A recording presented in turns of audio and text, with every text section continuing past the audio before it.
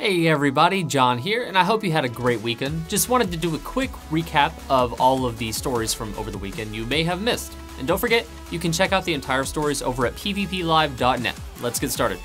You're probably aware, if you're a support main in Overwatch, that for some reason healers just aren't getting the on fire status as often after patch 1.1. This is unfortunately leading to less skill rating gained in competitive matches. One user on the Overwatch forums stated, "You ninja nerfed fire for assists, and for Mercy her only source of fire is to res now. This is so backwards, it's not even funny. When you are doing your job as a healer well and don't have to res often, you get punished with awful SR gains. I just had a game with 2 reses in 10 minutes for 18 SR. If I get a res per minute, it's usually getting 27 plus SR, but Mercy is not only resing, plus 18 SR for doing my job well? That's awful, that's frustrating. You want us to let the team die on purpose to res and gain normal SR? Yeah, something definitely seems off there. Blizzard even confirmed that these changes were intended, as Max Thompson stated, "My team verified the changes that were implemented. If you have feedback regarding the rate at which SR is accrued, I suggest you compile your feedback and continue to voice your opinion on the competitive discussion forum." Yeah, needless to say, there aren't a lot of supports out there too happy about the changes. If you thought you had trouble getting healers before, this is only going to continue tribulation of balanced team compositions, as no one wants to be rewarded less simply because a role needed to be filled. But there is some good news for Mei mains at least, and bad news for those just starting to get adjusted to her new buggy kit. Both her ult and, as of today, her primary fire have been fixed to actually implement a slow on enemies in her line of fire. Oh, and the ult won't just randomly disappear. So once again, you can be the Ice Queen that flames the path of Overwatch's chat room and is basically the epitome of Dante's 9th circle of hell. Oh, and you can expect a bug to be fixed as of today as well for the Uprising event. Some of the null sector bots weren't spawning during the payload moving phase of the event, so that should be good to go now. There were also a slew of other smaller fixes today as well, so be sure to fly over to Overwatch's site to check out the patch notes. Continuing the Overwatch train, it looks like some new voice lines were datamined for Lucio, Sombra, and other characters as well. Lucio looks to be getting a new Boostio voice line made popular by the Overwatch community. Boostio! 3 new voice lines for Orisa are on the works. "The payload is stopped in a no-stopping zone. Please move it immediately. I am programmed to avoid violence. However, I have made an exception. Now, I can delete you from my memory." A handful of Sombra. Wonder if I can just hack the score.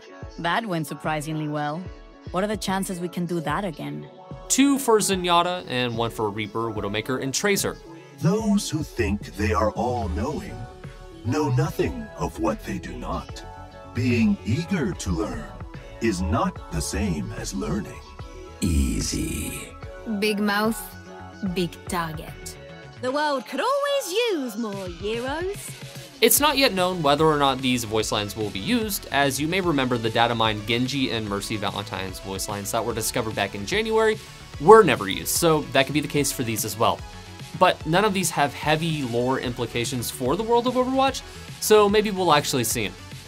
And last on the Overwatch agenda, or maybe not Overwatch, who knows, is some more engaging build-up to the possibility of Terry Crews playing the highly anticipated Doomfist character. On his Facebook stream over the weekend, Crews detailed a lot of what he has been working on, disclosing the fact that he's gonna be at E3, as well with a major surprise, wrapping it all up in a pleasant, you all know what it is. Oh man, that's a loaded statement, but God, I hope it's what he's implying.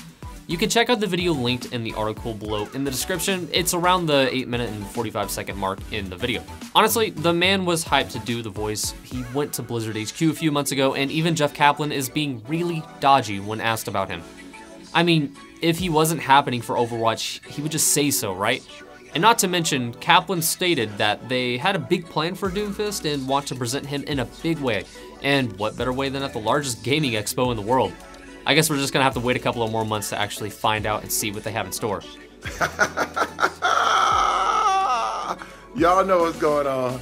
And wrapping up today's weekend wrap-up is actually not Overwatch related at all, but Battlefront II, DICE's answer to the averagely received 2015 shooter Star Wars Battlefront. From the official reveal, it looks like they listened to the fans and are actually bringing in a single story campaign, which is awesome if you ask me. You take the reins of the leader of the Inferno Squad, an elite special forces unit of the Galactic Empire, in the 30-year span between the destruction of Death Star 2 and the rise of the First Order. Oh, and you'll get to play as Kylo Ren and Luke Skywalker as well, and if the trailer is evident enough, it'll be right after the fall of the Empire in Episode 6, as Luke Skywalker looks really young as he did back in the day.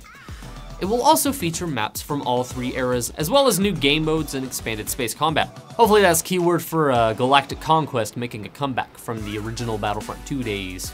And the fact that Darth Maul is in this shit, man, I cannot get any more excited. Oh, and there won't be a season pass as well, which is, in my opinion, a step in the right direction. We don't have any word on the DLC that they have lined up, but they could be attempting a similar strategy that they did with Titanfall 2, and making a lot of the content that they release free.